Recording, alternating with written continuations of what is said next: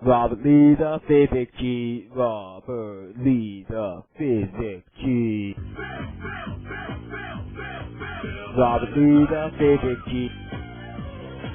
Science rules.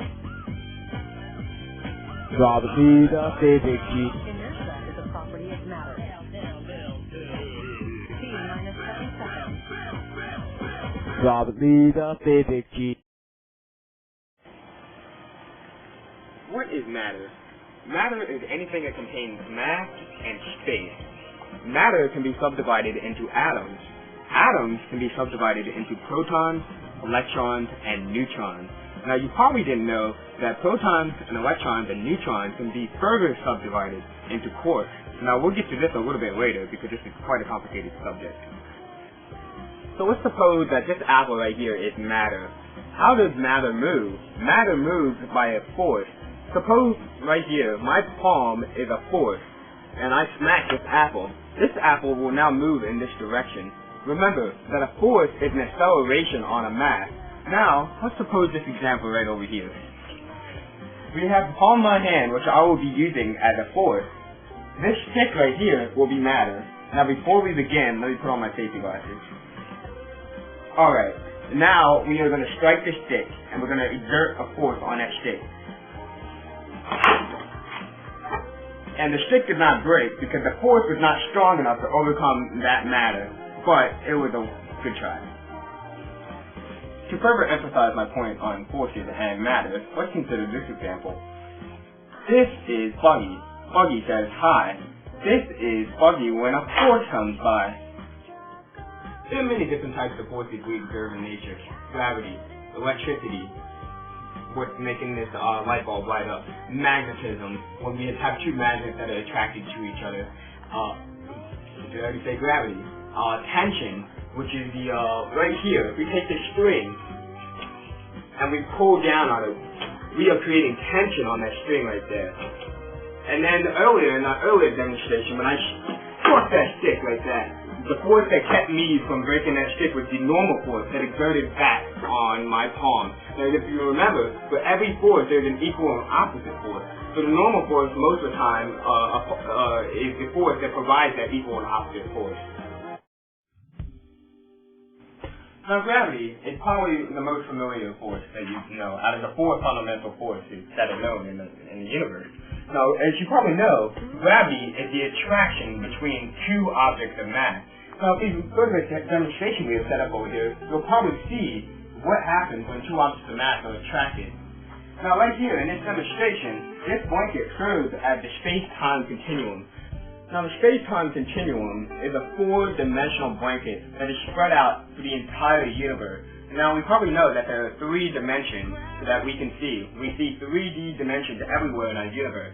But the fourth dimension is time. Time is relative to your place in the universe. Now, if you look in this demonstration right here, I'm going to place this object of mass in the center of the space-time continuum. As you can see, that object of mass has bent the space-time continuum.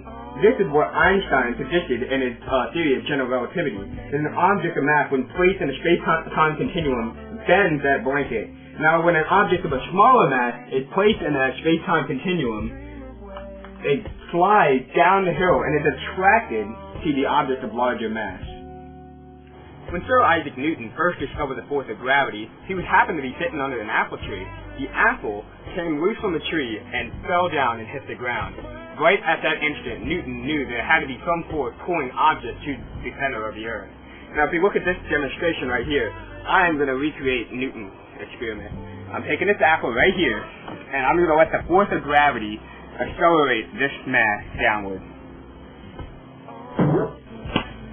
Oh, God.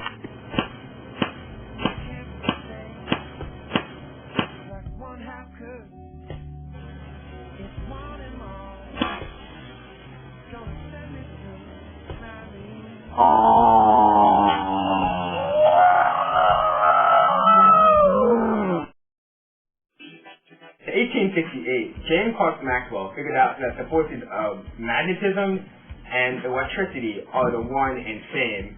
Just like two opposite ends of a magnet, when they become closer and closer together, repel two electrons, these are electrons, in case you can figure it out, get closer and closer together, they also repel. So he figured out that electricity and magnetism must be unified, and this unified force is known as electromagnetism. Electromagnetism is the force that holds these electrons rotating around the nucleus together. Electromagnetism is also the force that holds all the atoms and molecules in my body together. Electromagnetism is also the force that, even though gravity is pulling down on this gun into the palm of my hand, the electromagnetic force in my palm, the electrons are repelling against the electrons in this gun and keeping the gun from going through my palm. The electromagnetic force is many times stronger than gravity because of this. Jimmy is going to make an electromagnet at home. All he needs is a nail, some thin cloth-covered wire, and a dry cell battery. He wraps the wire carefully around the nail. Now he connects the ends of the wire to the two posts of the dry cell.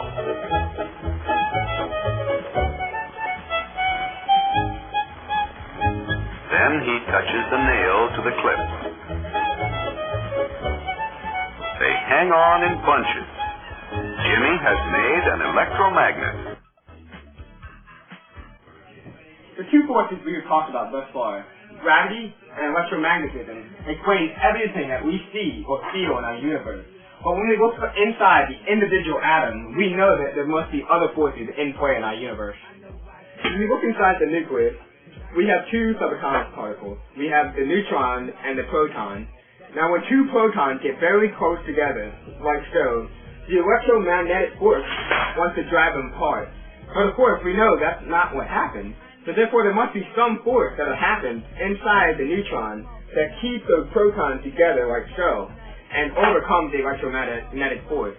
That is the strong nuclear force. Now we've talked about the electromagnetic force, gravity, and the strong nuclear force. However, there's still one phenomenon we have not accounted for. Now, by the 1930s, scientists know, and we know, that a nucleus is made up of protons and neutrons, and that electrons orbit around the nucleus. We also know that a nucleus decays, and this source of radioactivity actually comes from within the nucleus. Now, when a nucleus decays, an electron is emitted from that nucleus. However, we know that there are only protons and neutrons inside that nucleus. So how does an electron release itself from the nucleus? Well, a scientist figured out that a positron, which is exactly similar to an electron in every single way, except it has an exact opposite charge, is released from that nucleus. Now, when a proton decays into a neutron, or a neutron decays into a proton, positrons and neutrinos are released from that nucleus, and that is how a nucleus decays. And that force is called the weak nuclear force.